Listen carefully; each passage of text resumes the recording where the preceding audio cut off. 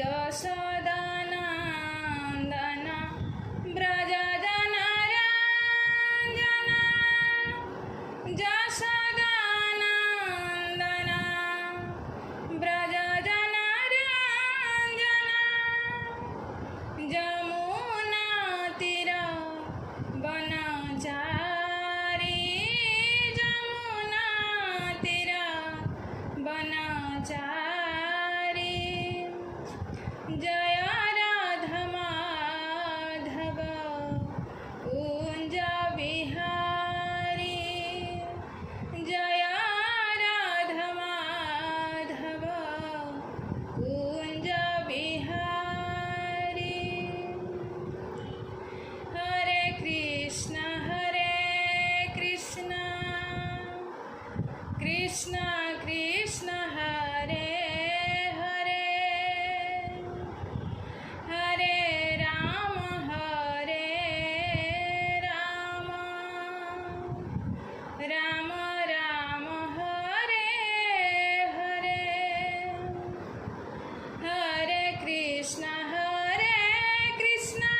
कृष्ण कृष्ण हरे हरे हरे राम राम राम हरे हरे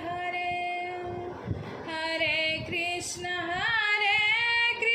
कृष्ण कृष्ण हरे हरे हरे राम राम राम हरे हरे हरे कृष्ण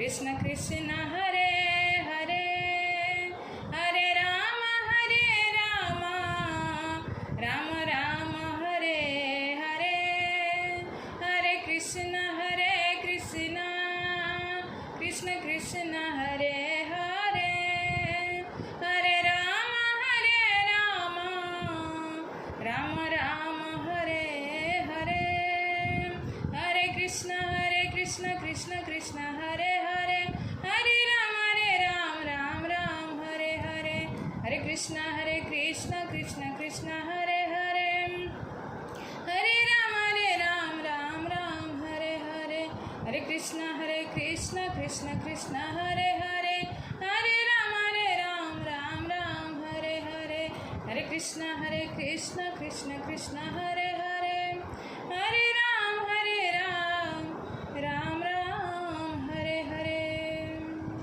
जय राधा माधव जय राधा माधव राधा माधव जय राधा माधव जय प्रभुपद जय प्रभुपद प्रभुपद जय प्रभुपद जय गुरुदेव गुरुदेव जय गुरुदेव नित्य गौर हरि बोल हरि बोल हरि बोल हरि बोल जय भुवन मंगल हरि नाम संकीर्तन की जय जगत श्री प्रभुपाद की जय पतितान श्री गुरु महाराज की जय उपस्थित सभी भक्त वृंद की जय श्रीमद् भागवतम महापुराण की जय निताय गौर सीतानाथ प्रेमानंदे हरि हरि बोल ओम अज्ञानतिमिरान्धस्य ज्ञानाञ्जनशलाकया चक्षुरुन्मिलितं येन तस्मै श्रीगुरुवे नमः श्रीचैतन्यमनोभीष्टं स्थापितं येन भूतले स्वयं रूपा कदा मह्यं ददाति स पदान्तिकं वन्देऽहं श्रीगुरुसूतपदकमलं श्रीगुरुन् वैष्णवांश्च श्रीरूपं साग्रजातं सहगण रघुनाथनित्यं तं सजीवं सादयितं सावधूतं परिजनसहितं कृष्णचैतन्यदेवं श्रीराधाकृष्णपादान् सहगण ललिता श्रीविशाखान्वितं स नारायणं नमस्कृत्यं नरं चैव नरोत्तमं देवीं सरस्वतीं व्यासं ततो जयमुदीरयेत् नष्टप्रायसु भद्रेषु नित्यं भागवत सेवया भगवत्युत्तमो श्लोके भक्तिर्भवति नैष्ठिकी कृष्णाय वासुदेवाय देवकी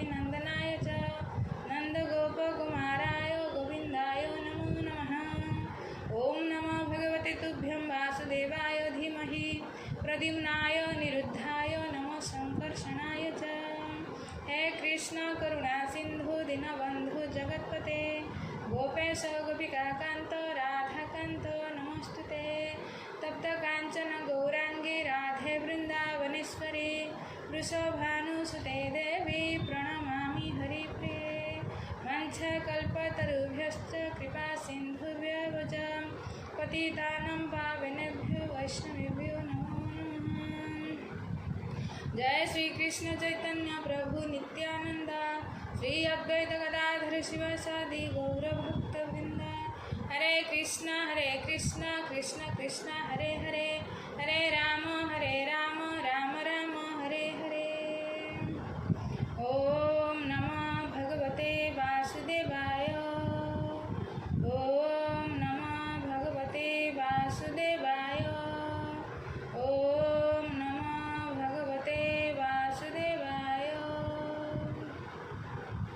मुखं करोति वाचालं पङ्गुलङ्घयते गिरिं यत्कृपातमहं वन्दे श्रीगुरुदीनतारिणे परमानन्दमाधवं श्रीचैतन्येश्वरं। नमो विष्णुपादाय कृष्णपृष्ठाय भूतले श्रीमते जयपताका स्वामिनिति नामिने नमो आचार्यपादाय निताय कृपाप्रदायिने गौरकथाधामदाय नगरग्रामतारिणे नमो विष्णुपादाय कृष्णपृष्ठाय भूतले श्रीमते भक्तिवेदांत स्वामिनिति नामिने नमस्ते सरस्वती देवे गौरवाणी प्रचारिणे निर्विशेष शून्यवादी पाश्चात्यदेशतारिणे। जय जय श्री राधा रमण जय जय नवल किशोर जय गोपी चितचर प्रभु जय जय माखन चोर श्री कृष्णचंद्र भगवान की जय। हरे कृष्ण।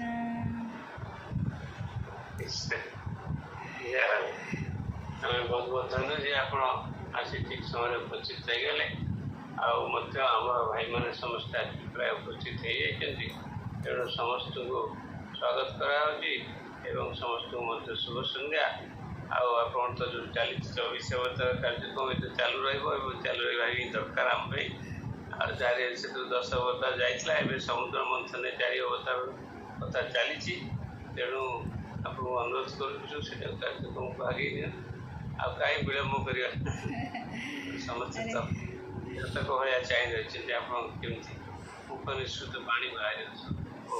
हरे कृष्ण हरे कृष्ण। तो उपस्थित सभी भागवत प्रेमी भक्त चरण कमल मोर कोटि कोटि प्रणाम। तो आज श्रीमद् भागवत कथार शुभ संध्यार आपण समस्त को आमर अंतरराष्ट्रीय कृष्ण भावनामृत संघ तरफ स्वागत एवं अभिनंदन। राधा माधव कृपा आशीर्वाद आपण समस्त को प्राप्त हो मैं प्रार्थना करुच्ची भगवान पाखे। तो परम सौभाग्य जे देव दुर्लभ ये भागवत कथा आम समस्ते श्रवण करुचे देवता मानक भी भागवत कथा दुर्लभ। आम गत थर शुणिकी गले ना सुखदेव गोस्वामी इंद्र को शुणेलेनी बिचरा आसते अमृत नहीं कि स्वर्गर अमृत ताकू भी ये सौभाग्य मिललानी किंतु आमर केते सौभाग्य देख तो आमर केते सौभाग्य आम घरे बसिकी से भागवत कथा अमृत को पान करुचे।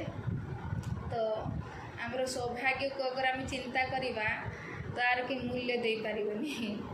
बहुत सुंदर एक तो आमको ये दुर्लभ मनुष्य जन्म मिली बार बार भागवत में कहुच्छी दुर्लभम मानुषम देह देहीनाम क्षण भंगुर कौटी तो कहुच्छी नृदेहम आद्यम सुलभम सुदुर्लभम बार बार दुर्लभ कहुच्छी। स्वयं भगवान राम भी कहते बड़े भाग मानुष तन बाबा बड़े भाग्य थे मनुष्य जीवन मिले।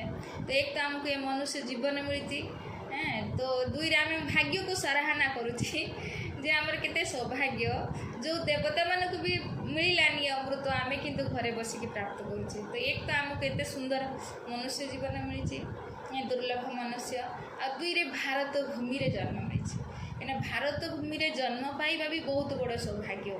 देवता माने भी कामना करती भारत भूमि रे जन्म नापी कहीं भारत है पवित्र भूमि जोटी स्वयं भगवान ଅନେକ ଅବତାର ନେଇକି ଭାରତ ଭୂମିକୁ ଆସିଛନ୍ତି। ଆଉ ଦୁଇରେ ଯେତେ ପବିତ୍ର ନଦୀ ଗଙ୍ଗା, ଯମୁନା, ସରସ୍ୱତୀ, ଅଲକନନ୍ଦା, ନର୍ମଦା, କାବେରୀ, ଗୋଦାବରୀ, ଯେତେ ପବିତ୍ର ନଦୀ ଆମ ଭାରତ ଭୂମିରେ, ଆଉ ଯେତେ ସନ୍ଥ ମହାତ୍ମା ସବୁ ଭାରତରେ, ଆଉ ଯେତେ ଶାସ୍ତ୍ର ସବୁ ଭାରତରେ। ତ ସେଇପାଇଁ ଆମର କେତେ ସୌଭାଗ୍ୟ ଯେ ଆମେ ଭାରତ ଭୂମିରେ ଜନ୍ମ ହେଇଛେ। ଆଉ ତିସରେ ସୌଭାଗ୍ୟ କ'ଣ ନା ଆମେ ଉତ୍କଳରେ ଜନ୍ମ ହେଇଛେ, ଭାରତ ଭୂମିରେ ପୁଣି ଉତ୍କଳରେ, ଯେଉଁଠି ସ୍ୱୟଂ ଭଗବାନ ଜଗନ୍ନାଥ ବିରାଜମାନ କରିଛନ୍ତି ନା। ତ ସେଇପାଇଁ ଆମର ଭାଗ୍ୟକୁ ଯଦି ଆମେ ଚିନ୍ତା କରିବା ତ ଆର କେହି ମହାତ୍ମ୍ୟ ଗାଇ ପାରିବନି। ତ ଏତେ ସୁନ୍ଦର ଆମର ସୌଭାଗ୍ୟ। ତ ଆମେ ଭାଗବତକୁ ଶ୍ରବଣ କରୁଛେ, ଯେଉଁଠି କୁହାହେଉଛି ଭାଗବତ ଭଗବାନଙ୍କଠୁ ମଧ୍ୟ ଶ୍ରେଷ୍ଠ। ଯଦି ପଚରାଯାଏ କାହିଁକିନା ଏ ଭାଗବତ ଭଗବାନଙ୍କୁ ଗାଉଛି ନା, ତ କାହିଁକିନା ଆମେ ଭାଗବତରେ ଅଛି ଯେଉଁଠି ଉଦ୍ଧବଙ୍କ ସାମ୍ନାରେ ଭଗବାନ ଦେଖତେ ଦେଖତେ ଭାଗବତରେ ପ୍ରବେଶ କରିଗଲେ। ଦୁଇରେ ଏଇ ଯେଉଁ ସୁତ ଗୋସ୍ୱାମୀକୁ ସାରେ ଯେଉଁ ଆମର 88,000 ଋଷିମୁନି ବି ଜିଜ୍ଞାସା କରିଛନ୍ତି ଯେ ଧର୍ମ କ ଶରଣଂ ଗତ, ଯେତେବେଳେ ଭଗବାନ ସ୍ୱୟଂ ଧାମକୁ ପଳେଇଲେ ତ ଧର୍ମ କେଉଁଠି ରହିଲା? ତ ସେଠି ବି ସେଇ କଥା କହିଛନ୍ତି ଯେ କୃଷ୍ଣ ସ୍ୱଧାମ ଉପଗତେ ଧର୍ମ ଜ୍ଞାନ ଆଦି ସହ କଲৌ ନଷ୍ଟ ଦୃଶା ଏସମ୍ ପୁରାଣ ଅର୍କ ଅଧୁନା ଉଦିତ। ବହୁତ ସୁନ୍ଦର ଏଇ ଶ୍ଲୋକଟାରେ କହୁଛନ୍ତି କ'ଣ ନା, ଯେତେବେଳେ କୃଷ୍ଣ ସ୍ୱଧାମ ଉପଗତେ ମାନେ ସ୍ୱୟଂ ଭଗବାନ କୃଷ୍ଣ ଯେତେବେଳେ ସ୍ୱଧାମ ନିଜ ଧାମକୁ ପ୍ରତ୍ୟାବର୍ତ୍ତନ କଲେ ତ ସେତେବେଳେ କ'ଣ ହେଲା ନା ସ୍ୱୟଂ ଇଏ ଯେଉଁ ପୁରାଣ ଅର୍କ ଏଇ ଯେଉଁ ଭାଗବତ ରୂପୀ ପୁରାଣ ଉଦୟ ହୋଇଗଲା। ମାନେ ଯେତେବେଳେ କୃଷ୍ଣ ରୂପୀ ଚନ୍ଦ୍ର, କୃଷ୍ଣ ଚନ୍ଦ୍ର ବଂଶରେ ମାନେ ଜନ୍ମଗ୍ରହଣ କରିଥିଲେ ନା, ତ କୃଷ୍ଣକୁ କୃଷ୍ଣଚନ୍ଦ୍ର ଆମେ କହୁ, ତ କୃଷ୍ଣକୁ ଚନ୍ଦ୍ର ସହିତ ତୁଳନା କରାଯାଇଛି। ଯେତେବେଳେ ଚନ୍ଦ୍ର ଅସ୍ତ ହୋଇଯାଏ ଆମେ ଦେଖିଛେ, ଯେତେବେଳେ ଚନ୍ଦ୍ର ଏପଟେ ଅସ୍ତ ହୋଇଯାଏ ତ ସେପଟେ ପୂର୍ବ ଦିଗରେ ସୂର୍ଯ୍ୟ ଉଦୟ ହୁଏ ନା। ଠିକ୍ ସେଇଭଳିଆ ଭଗବାନ କୃଷ୍ଣ ଚନ୍ଦ୍ର ଯେତେବେଳେ ଅସ୍ତ ହୋଇଗଲେ ତ ସେତେବେଳେ କହୁଛନ୍ତି ପୁରାଣ ଅର୍କ। ପୁରାଣ ଅର୍କ ମାନେ ସୂର୍ଯ୍ୟ। ତ ସ୍ୱୟଂ ଭାଗବତ ପୁରାଣ, ଭାଗବତ ମହାପୁରାଣ ରୂପୀ ସୂର୍ଯ୍ୟ ଏପଟେ ଉଦୟ ହୋଇଗଲା। ସ୍ୱୟଂ ଯେତେବେଳେ କୃଷ୍ଣ ଚାଲିଗଲେ ତ ଭାଗବତ ଆସିକି ଆମ ପାଖରେ ପହଞ୍ଚିଗଲା। ଆଉ ଦେଖିବା ସୂର୍ଯ୍ୟଙ୍କଠୁ ଚନ୍ଦ୍ରଠୁ ସୂର୍ଯ୍ୟ ବେଶୀ ପ୍ରକାଶମାନ ନା। ଚନ୍ଦ୍ର କେତେ ପ୍ରକାଶ ଦିଏ, କିନ୍ତୁ ଚନ୍ଦ୍ରଠୁ ଅଧିକା ସୂର୍ଯ୍ୟ ପ୍ରକାଶ ଦିଏ ହେଲା। ତ ସେଇଭଳି କୃଷ୍ଣ ଚନ୍ଦ୍ର କେତେ ଲୋକଙ୍କର ଉଦ୍ଧାର କରିଥିଲେ ଆସିକି ସଂସାରରେ, ଇଏ ତ ମାରିକି ଉଦ୍ଧାର କରିଥିଲେ ହେଲା। କିନ୍ତୁ ଏ ଭାଗବତକୁ ସୂର୍ଯ୍ୟ ସହିତ ତୁଳନା କରାହେଉଛି। ଇଏ କାହାକୁ ମାରୁନାହାନ୍ତି, କିନ୍ତୁ ହୃଦୟରେ ଥିବା ଯେଉଁ ଅଭଦ୍ରାମୀ ଯେଉଁ ଶତ୍ରୁ, ଇଏ ସୁନ୍ଦର ହୃଦୟରେ ଥିବା ଶତ୍ରୁକୁ ମାରି ଦେଉଛନ୍ତି, ଜୀବନରୁ ମାରୁନାହାନ୍ତି। ଇଏ ଭାଗବତ। ତ ବହୁତ ସୁନ୍ଦର ଭାଗବତର ମହିମା ଯେ ଶାସ୍ତ୍ରରେ କହୁଛନ୍ତି ଭଗବାନଙ୍କଠୁ ବି ଏ ଭାଗବତମ ଶ୍ରେଷ୍ଠ। କାହିଁକିନା ଆଜି ବି ଭାଗବତ, ସେତେବେଳେ କୃଷ୍ଣ କେତେ ଜଣଙ୍କୁ ଉଦ୍ଧାର କରିଥିଲେ, ଆଉ ତ ଚାଲିଗଲେ, କିନ୍ତୁ ଏବେ ଭାଗବତ ଏବେ ବି ଆଉ ଯେତେ ପର୍ଯ୍ୟନ୍ତ ସୂର୍ଯ୍ୟ ଚନ୍ଦ୍ର ଥିବେ ସଂସାରରେ ସେତେ ପର୍ଯ୍ୟନ୍ତ ଏ ଭାଗବତ ସମସ୍ତଙ୍କର ଉଦ୍ଧାର କରୁଥିବ। ଯିଏ ବି ଏ ଭାଗବତ ଶରଣରେ ଆସିବ ନିଶ୍ଚୟ ତାର ଉଦ୍ଧାର ହେବ। ସେଇପାଇଁ କୁହାଯାଇଛି ଯସ୍ୟ ଶ୍ରବଣ ମାତ୍ରେଣ ମୁକ୍ତି କର ତଲେ ସ୍ଥିତ। ମାତ୍ର ଭଗବାନଙ୍କ କଥା, ଏଇ ଭାଗବତ କଥା ଶୁଣିକି ଯିଏ ଶୁଣିବ ମୁକ୍ତି କର ତଲେ, ମୁକ୍ତି ତା କରର ହାତ ଅଞ୍ଜୁଳାରେ। ଏତେ ସୁନ୍ଦର ମହିମା ଗାନ କରାଯାଇଛି ଭାଗବତଙ୍କର। ତ ଏଇଭଳି ଭାଗବତକୁ ଆମେ ସମସ୍ତେ ଶ୍ରବଣ କରୁଛେ। ତ ଆପଣମାନେ ମୋତେ କିଛି ମୌକା ଦେଉଛନ୍ତି, ସେଇପାଇଁ ବହୁତ ବହୁତ ହୃଦୟରୁ ଧନ୍ୟବାଦ। ତ ଆମେ ଆଜି ଶ୍ରବଣ କରିବା। ତ ଆମେ ତ ଶ୍ରବଣ ଚାଲିଛି ଭଗବାନଙ୍କର ଯେଉଁ ଅବତାର ଲୀଳା। ତ ଆମେ ଶୁଣିତେ ଦଶମ ଅବତାର ଯାଇ ଶୁଣିଥିଲେ। ତ ଆମର ଏଇ ସମୁଦ୍ର ମନ୍ଥନରେ ଆମେ ଭଗବାନଙ୍କର କଚ୍ଛପ ଅବତାର କଥା ଶୁଣିକି ଗଲେ ଗତ ଥର। ତ ଆଜି ଆମେ ଶ୍ରବଣ କରିବା ଧନ୍ୱନ୍ତରୀ ଅବତାର ଆଉ ପ୍ଲସ୍ ମୋହିନୀ ଅବତାର। ତ ଏଇ ଲୀଳାରେ ଆମେ ଗତ ଥର ଶୁଣିଲେ କ'ଣ, ତ ଯେତେବେଳେ ସମୁଦ୍ର ମନ୍ଥନ ହେଲା ତ ସର୍ବପ୍ରଥମ ବିଷ ଉତ୍ପନ୍ନ ହେଲା। ଆଉ ସେ ବିଷକୁ କିଏ ପାନ କଲେ? ଭଗବାନ ଭୋଲେନାଥ, ଦେବାଦିଦେବ ମହାଦେବ, ବୈଷ୍ଣବମାନଙ୍କର ଶିରୋମଣି। ତ ଇଏ ଭଗବାନ ଯେଉଁ ଶିବ ଏ ବିଷକୁ ପାନ କରିଥିଲେ। ତ ଏଇ ଲୀଳାରେ, ଏଇ ସମୁଦ୍ର ମନ୍ଥନ ଲୀଳାରେ ଆମେ କ'ଣ ଶିଖିବା? ଆଚାର୍ଯ୍ୟମାନେ କ'ଣ କହୁଛନ୍ତି ଆମମାନଙ୍କୁ ଯେ ଯେତେବେଳେ ମନ୍ଥନ କଲେ ପାଇବାର କ'ଣ ଥିଲା? ଅମୃତ। समुद्र मंथन उद्देश्य कौन थी अमृत पान करवा किंतु अमृत पान करने पूर्व आगे विष बाहरी तो से भाई शिखौंट ये कौन ना आम समस्ते अमृत को चाहूचे माने कृष्ण हेले अमर तो कृष्ण को प्राप्त करने चाहूचे तो कृष्ण को पाइबा हेले ता पूर्व आमको विषपान करते हो आ विषपान किए करते भोलेनाथ जे भगवान परम भक्त हाँ से ना कि कह वैष्णवानाम यथा शंभु जिते वैष्णव अच्छा शिरोमणि हेले भगवान भोलेनाथ तो से तो वैष्णव मानक जदि जे कृष्णर भक्त होबाकू जावाकू चाहिए तो आगे ताको विषपान करते पड़ो माने अमृत को पाइबाकू हेले कृष्ण को पाइबाकू हेले आमको ये संसार रूपी की जो निंदा जो देखो भक्त होबाकू गले आगे तो ये लोकंकर निंदा लोकंकर उपहास लोकंकर ईर्ष्या द्वेष सहित पड़ो ये तो विष आम मान पाइना आज आम कृष्णकर भक्त कहीं पारुने क्या जदि कह अरे कृष्ण भक्त हुआ तो ये सब त्याग कर जो आम गलत काम कर छाड़ तो भगवान भक्त हुआ तो भगवान भक्त हवा बोली छाड़ा आस नहीं जाऊँ माछ मांस खाऊँ नशा करुँच किंतु जिते भक्तर बेश आम कहे तिलक धारण कर मस्तक मंडन कर निश काट चोरिकी रख से लोक कौन कहे हाँ तो यही लोकंर निंदा आम सहीपारूना तेणु आम केते लोक ये भक्त हवा भक्त कौन ये सब जरूरी ना गुड़ा किंतु तो भक्त हवाक हेले स्वयं चैतन्य महाप्रभु आसिक प्राक्टिकली शिखेकी गले तो भक्तर बेश दरकार तो किंतु अनेक भक्त आम भक्ति करवा किंतु यही सब करें कहीं लोक कौन कहे लोक लज्जार कहीं यहाँ लोक निंदा ना निंदा भाई ये विष ये विष को आगे पान करते पड़ो तो लोक निंदा आम सही पारुन तेणु आम भक्तर ये बेश तिलक पिंधा आम केते लज्जा लोक कौन कहे तो बहुत सुंदर प्रभुजी कहते लोक तो कहे आपड़ किसी भल काम करने गले लोक तो समाजर निंदा को प्रथम समाजर ये विष को पान तो करते पड़ो आई विषटा पान कर तो अमृत अपेक्षा किंतु जदि यहीटा ही पान न कर पार तो अमृत को पाइबनी छाड़देव भगवान कृष्ण हेले अमृत माने कृष्ण को प्राप्त कर तो ये विष को पान करते पड़ो कहीं संसार निंदा करेंगे लोक आप जहाँ भी करूँ बहुत सुंदर प्रभुजी कहते जदि आप सीधा माने तलको मुह करके चलिए समाज कौन कह हाँ समाज कह देख ये किसी गोटे चोरी नारी करना किस मैंने मुहटा को तलको करके कहीं चलचु हाँ अच्छा लोकों कथार पड़ी जब आप ऊपर को मुह करके चलिए तो से लोक मैंने कौन कहे हो टंका पैसा हो गला हाँ से ना कि मुँह को ऊपर कर गर्व देख ना इंद्रचंद्र मानुनी मुँह को ऊपर करके चलती है ना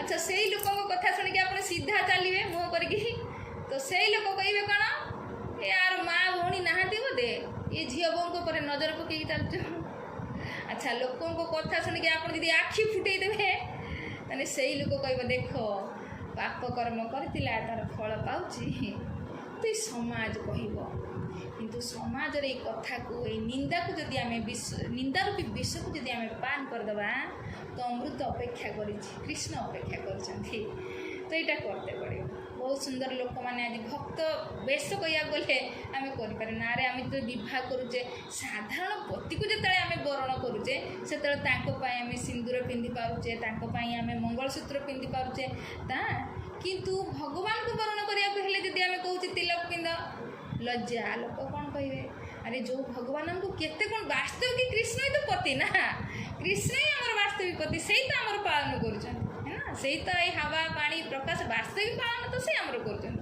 किंतु से पति पाई आम एतिक त्याग करें लोकंर ये निंदा रूपी विष को पान कर तो किंतु अमृत को पाइबा हेले प्रथम विष तो पान करते पड़े और भक्त को करते पड़े से ये शिवों द्वारा ये अमृत जो समुद्र मंथन लीला भगवान यहाँ देखेले तो भक्त होबाकू बेले आगे विष पान करते पड़ो ये निंदा रूपी विष को तापर निश्चय एथर ग्यारंटी आगे अमृत रही तो आम आगे अमृत पान करवा देखा कौन कौन बाहर समुद्र मंथन तो विष तो पान करदे ए भगवान भोलेनाथ तापर आम गत थर शुणिले कौन कौन खाली प्रथम शुणिले जे कामधेनु गाई बाहर तो मंथन पुणी आरंभ कले तो प्रथम बाहर कामधेनु गाई तो ये गाई को भगवान कौन कले क्या देले ऋषि मानक माने भक्त मानक देले प्रथम ପରିଶ୍ରମର ଫଳଟାକୁ ଭଗବାନ ଏଥିରେ ପ୍ରତ୍ୟେକ ପଗ ପଗ ପରେ ଦେଖନ୍ତୁ ଶିକ୍ଷା ରହିଛି। ଆଚାର୍ଯ୍ୟମାନେ ଏଇଟା ତ ଇଏ ହିଁ ଶାସ୍ତ୍ରରୁ ମନ୍ଥନ କରିକି ଏଇଗୁଡ଼ା ବାହାର କରୁଛନ୍ତି। ଆପଣ ନହେଲେ ପଢ଼ି ପଢ଼ି ଚାଲିବେ, ଆ ଭିତରେ ରହସ୍ୟକୁ ପାଇବେନି। ତ କିନ୍ତୁ ଆଚାର୍ଯ୍ୟମାନଙ୍କ ଆଶ୍ରୟରେ ଯେତେବେଳେ ଆମେ ପଢ଼ୁ ତ ଆମ ଆ ଭିତରୁ ଏଇ ତ ଅମୃତ, ଆ ଭିତରୁ ଆମେ କ'ଣ ସିଦ୍ଧାନ୍ତ ନେଉଛେ, କ'ଣ ଆମେ ଶିଖୁଛେ। ତ ଭଗବାନ ଏଠି ଗାଈକୁ କାହିଁକି ଦେଇପାରିଲେ? ଅସୁରମାନେ ତ ଦୌଡ଼ିକି ଆସିଲେ ଆମକୁ ଦରକାର, ତ ତମେ କ'ଣ କରିବ ଏଥିରେ? ଏ ଋଷିମାନଙ୍କୁ ଦରକାର, କାହିଁକିନା ସେମାନେ ଯଜ୍ଞ କରନ୍ତି, ଯଜ୍ଞରେ ସବୁ ପଞ୍ଚଗବ୍ୟ ଦରକାର, ତେଣୁ ଏ ଋଷିମାନଙ୍କୁ ଦେଲେ। ଆଉ ପ୍ରଥମ ରୋଜଗାରଟାକୁ ଭକ୍ତଙ୍କୁ ଦେବା ଦରକାର, କାହିଁକି ନା ଭଗବାନଙ୍କ ପ୍ରିୟ ହେଲେ ତାଙ୍କର ଭକ୍ତ।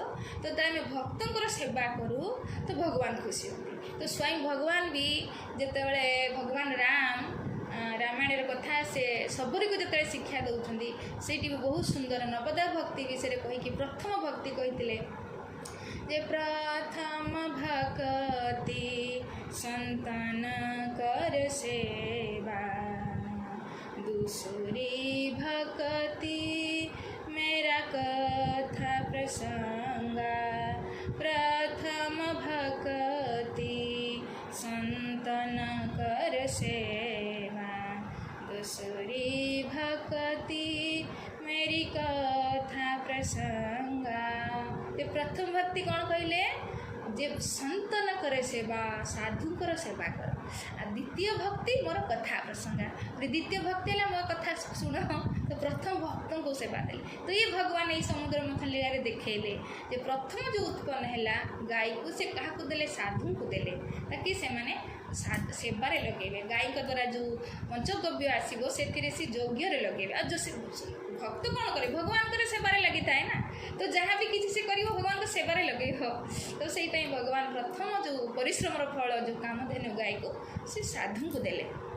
तापर द्वितीय बाहर घोड़ा, उच्च श्रेवा घोड़ा, तो सी देले असुर को, कहीं असुर को धैर्य नहीं, तो आगे मुँह को बंद करार अच्छी, तेणु घोड़ा को से असुर मान को देले। तापर ऐरावत हाथी बाहर देवता मान को देले। चतुर्थ बाहर कौन? चतुर्थ ऐरावत हाथी बाहर। पंचम बाहर कौस्तुभ मणि, जो मंथन कर कौस्तुभ मणि प्रकट है। तो भगवान कहले अरे देख समस्त किसी किसी ना मोर कि हक बनूँ कि नहीं। तो फिर भगवान से कौस्तुभ मणि नेले। आज भी भगवान को जो वक्षस्थल शोभा पाऊँ से कौस्तुभ मणि। तो भगवान स्वयं ताको धारण कले। तापर बाहर पारिजात वृक्ष। पुणी जो मंथन कर पारिजात वृक्ष जिते बाहरी तो असुर मैंने क्रोध करें अरे आम एत परिश्रम कर हाथी घोड़ा ये गछलता माने उत्पन्न करने अमृत कहीं। तो भगवान कहले अरे धीरज तो धर, तुम टीम आसी तुम तुम पाई पड़ी तुम गछ नब ना नबनी। तो असुर मान आम नहीं गछ को कौन करा, किंतु तार महिमा जान नथिले। एटी सुखदेव गोस्वामी कहते जे असुर माने गछर महिमा जान नथिले। जे ये जो पारिजात वृक्षर महिमा कौन? सी इच्छा को पूरण करवा, सी इच्छा को पूरण कर पारथा। वास्तविक आम भी देखा ये कुछ सुंदर शिक्षा जे गछर आम केते इच्छा पूरण करते। आम तो फल तार पत्र तार डाली सबकि गछर आमर आज जी भरण पोषण किसी होची गछ मध्यम होची।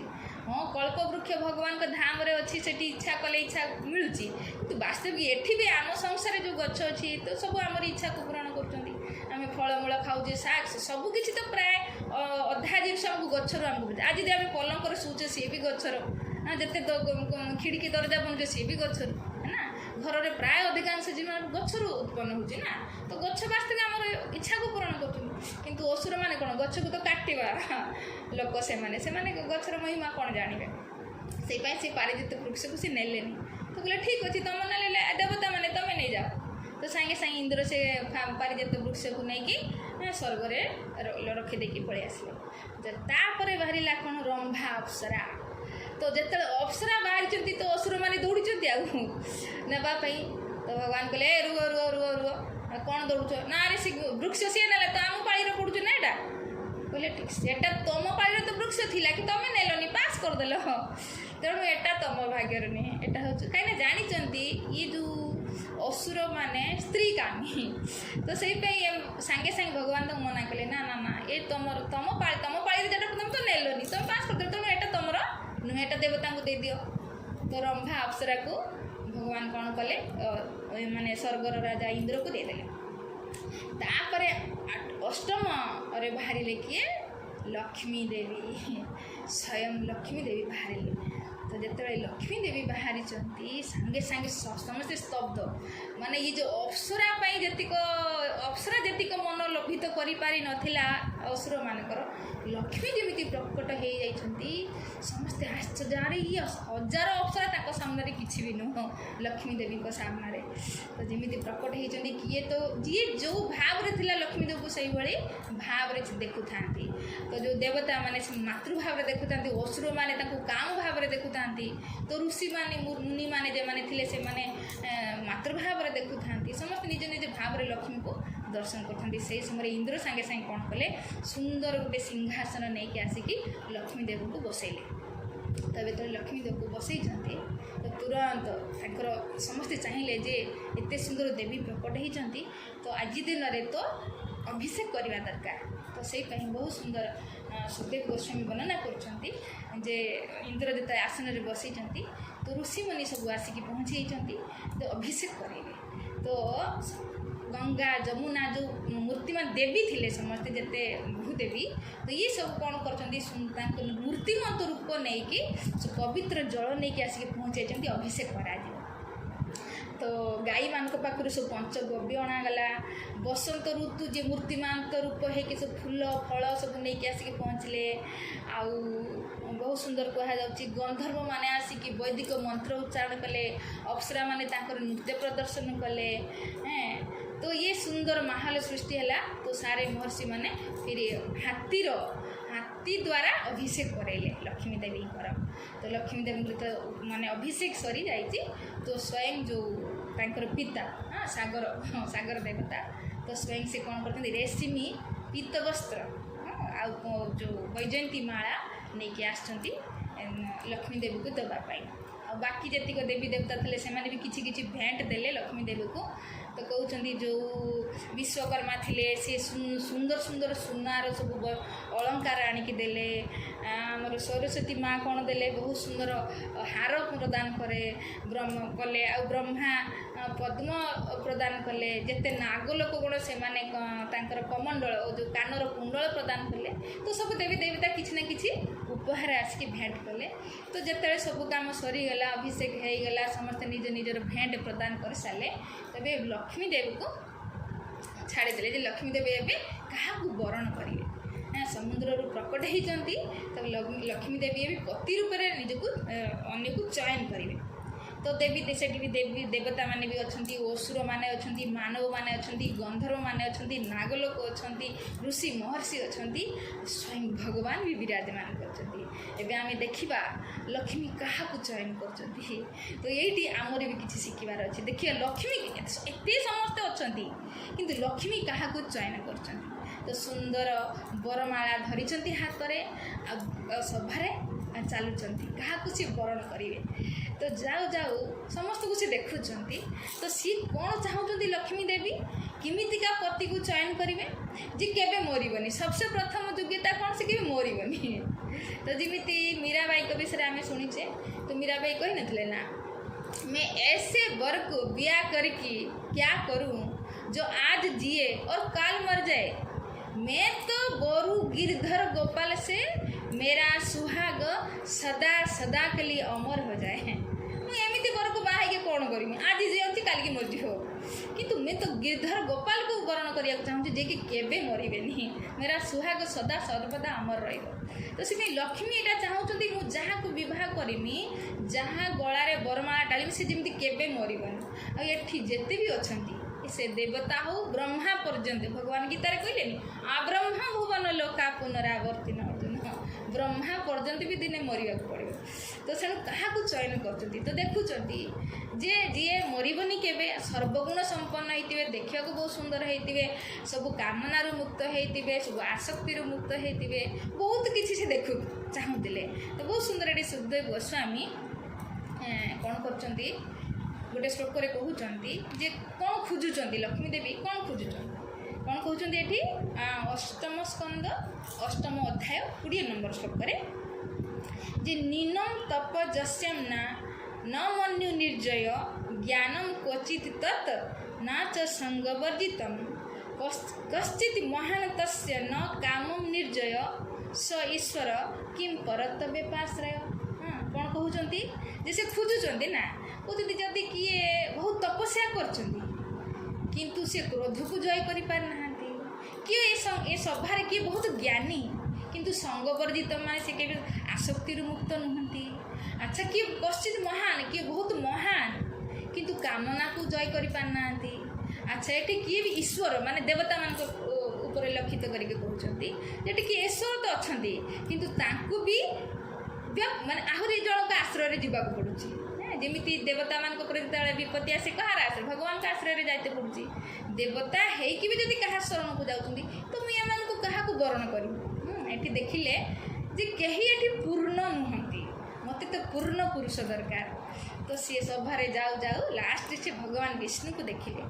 ତ ଯେତେବେଳେ ଦେଖିକି କହୁଛନ୍ତି ହଁ ଇଏ ମୋ ପାଇଁ ପୁରା ପରଫେକ୍ଟ, କିନ୍ତୁ ଆଙ୍କ ଭିତରେ ବି ତ ଗୋଟେ ଦୋଷ ରହିଛି। କ'ଣ ନା ମୁଁ ଆକୁ ଚାହୁଁଛି କିନ୍ତୁ ଇଏ ତ ମୋ ଆଡ଼କୁ ଟିକେ ଦେଖୁ ବି ନାହାନ୍ତି। କାହିଁକି ଦେଖିବେ? ଭଗବାନ ବିଷ୍ଣୁ ଯେ ସିଏ ତ ସ୍ୱୟଂ ଆତ୍ମାରାମ ମୁକ୍ତ କାମ, ତାଙ୍କୁ ଆନନ୍ଦ ନେବା ପାଇଁ କାହାରିର ଆବଶ୍ୟକତା ନାହିଁ। କିନ୍ତୁ ଲକ୍ଷ୍ମୀ ଦେବୀ ଯେହେତୁ ତାଙ୍କୁ ଚାହୁଁଛନ୍ତି ସେଇପାଇଁ ଭଗବାନ ସାଙ୍ଗେ ସାଙ୍ଗେ କ'ଣ କଲେ, ଲକ୍ଷ୍ମୀକୁ ସ୍ୱୀକାର କଲେ। ତ ଭଗବାନ ଲକ୍ଷ୍ମୀ କହିଲେ ଠିକ୍ ଅଛି, ଇଏ ମୋତେ ଦେଖୁନାହାନ୍ତି କିନ୍ତୁ ଇଏ ବାସ୍ତବିକ ସମସ୍ତଙ୍କର ଆଶ୍ରୟଥଳ, ଆଉ ସ୍ୱୟଂ ଇଏ କେବେ ମରିବେନି, ଆଉ ଇଏ ସର୍ବଗୁଣ ସମ୍ପନ୍ନ, ଇଏ ପୂର୍ଣ୍ଣ ପୁରୁଷ ସ୍ୱରାଟ, ତେଣୁ ଇଏ ହିଁ ମୋ ପାଇଁ ପୂର୍ଣ୍ଣ ଯୋଗ୍ୟ। ମାତ୍ର ହୁଏତ ବିଷ୍ଣୁ ମୋତେ ଦେଖୁନାହାନ୍ତି କିନ୍ତୁ ମୋ ପାଇଁ ଇଏ ପରଫେକ୍ଟ। ତ ଫିରି ତାଙ୍କର ଯେଉଁ ବରମାଳା ନେଇକି ଭଗବାନ ବିଷ୍ଣୁଙ୍କ ଗଳାରେ ପକାଇଛନ୍ତି। ଆଉ ସବୁ ସଭାଙ୍କ ମଝିରେ ତାଙ୍କର ବିବାହ, ସୁନ୍ଦର ଲକ୍ଷ୍ମୀ ନାରାୟଣଙ୍କର ବିବାହ ରହିଛି। ଏବେ ସୁନ୍ଦର ଲକ୍ଷ୍ମୀ ନାରାୟଣ ବିବାହ କଲା ପରେ ତାପରେ ପୁଣି ସମୁଦ୍ର ମନ୍ଥନ ହେଇଛି। ତ ଏବେ ଯେତେବେଳେ ସମୁଦ୍ର ମନ୍ଥନ ହେଇଛି ତ କ'ଣ ବାହାରିଲା? କହୁଛନ୍ତି ବାରୁଣୀ, ମଦିରା। ତ ଭଗବାନ ବିଷ୍ଣୁ କହିଲେ ଇଏ ଦେବତାମାନଙ୍କର ଯୋଗ୍ୟ ନୁହେଁ, ଅସୁରମାନେ ତମେ ୟାକୁ ରଖିନିଅ। ତ ଇଏ ଅସୁରମାନେ ବାରୁଣୀ ମଦିରାକୁ ରଖିଛନ୍ତି। ତାପରେ ବାହାରିଛି ମନ୍ଥନ କଲା ପରେ ଅର୍ଦ୍ଧଚନ୍ଦ୍ର। ତ ଭଗବାନ ବିଷ୍ଣୁ ଇଏ କାହାକୁ ଦେଲେ? ଭଗବାନ ଭୋଲେନାଥକୁ ଦେଲେ। ବିଷ ପାନ କରିକି ଆର ମସ୍ତକ ଜଳୁଥିବ, ତେଣୁ ଇଏ ଚନ୍ଦ୍ରମାର ସ୍ୱଭାବ କ'ଣ ଶୀତଳତା ପ୍ରଦାନ କରେ। ତ ସେଇପାଇଁ ଏ ଯେଉଁ ଅର୍ଦ୍ଧଚନ୍ଦ୍ର ଯେ ପ୍ରକଟ ହେଇଥିଲେ ତ ଭଗବାନ ବିଷ୍ଣୁ ଶିବଙ୍କ ପାଇଁ ପଠାଇଦେଲେ, ପ୍ୟାକିଂ କରିକି ଯାଅ ଗିଫ୍ଟ ଦେଇକି ଆସିବ। ତ ସେଇଟା ଶିବଙ୍କୁ ଦିଆଗଲା। ଆଉ ତାପରେ ବାହାରିଲା ଶଙ୍ଖ ଆଉ ଧନୁଷ। ତ ଭଗବାନ କହିଲେ ଅସୁରମାନେ ଯେତେବେଳେ ନେବାକୁ ଚାହିଁଲେ ତମେ ନେଇକି କ'ଣ କରିବ? ଶଙ୍ଖ କେବେ ବଜେଇ ଶିଖିଛ ନା ମଙ୍ଗଳ ଆରତି କରିବ, ତେଣୁ ତୁମକୁ କ'ଣ ଦରକାର ଏଇଟା? ତ ଭଗବାନ ଶଙ୍ଖ ଆଉ ଧନୁଷ ସ୍ୱୟଂ ନିଜେ ରଖିଲେ। ତାପରେ 13 ନମ୍ବରରେ ଧନ୍ୱନ୍ତରୀ, ସ୍ୱୟଂ ଭଗବାନ ଧନ୍ୱନ୍ତରୀ ଅମୃତ କଳସ ନେଇକି ପ୍ରକଟ ହେଲେ। ଏଇଟା 33 ନମ୍ବର ଶ୍ଲୋକରେ ସତଦେବ ଗୋସ୍ୱାମୀ କହୁଛନ୍ତି ଧନ୍ୱନ୍ତରୀ ଭଗବାନଙ୍କ ବିଷୟରେ। ଇଏ ବି ଆମ ଏଇ ଅବତାର ଭିତରେ ଜଣେ ଅବତାର ଧନ୍ୱନ୍ତରୀ ଭଗବାନ। ତ ଏଠି କ'ଣ ତାଙ୍କ ବିଷୟରେ କହୁଛନ୍ତି ଯେ ପୀତ ବାସା ମହାରସ୍କ ସୁମୁଷ୍ଟ ମଣିକୁଣ୍ଡଳ ସ୍ନିଗ୍ଧ କୁଞ୍ଚିତ କେଶାନ୍ତ ସୁଭଗ ସିଂହ ବିକ୍ରମ ଅମୃତ ପୂର୍ଣ୍ଣ କଲଶମ ବିଭ୍ରଦ ବଲୟ ଭୂଷିତ। ସ୍ୱୟଂ ଧନ୍ୱନ୍ତରୀ ଭଗବାନ ପୀତ ବସ୍ତ୍ର ଧାରଣ କରିଛନ୍ତି, କାନରେ କୁଣ୍ଡଳ ଧାରଣ କରିଛନ୍ତି, ତାଙ୍କର ମସ୍ତକର ଯେଉଁ କେଶ ରାଶି କୁଞ୍ଚିତ ସ୍ନିଗ୍ଧ, ଆଉ ସିଂହ ପରି ତାଙ୍କର ଚଉଡ଼ା ଛାତି, ଆଉ ଅମୃତ ପୂର୍ଣ୍ଣ କଳସକୁ ଧରିକି ସେ ପ୍ରକଟ ହେଇଗଲେ। ଧନ୍ୱନ୍ତରୀ ଭଗବାନ କି ଜୟ।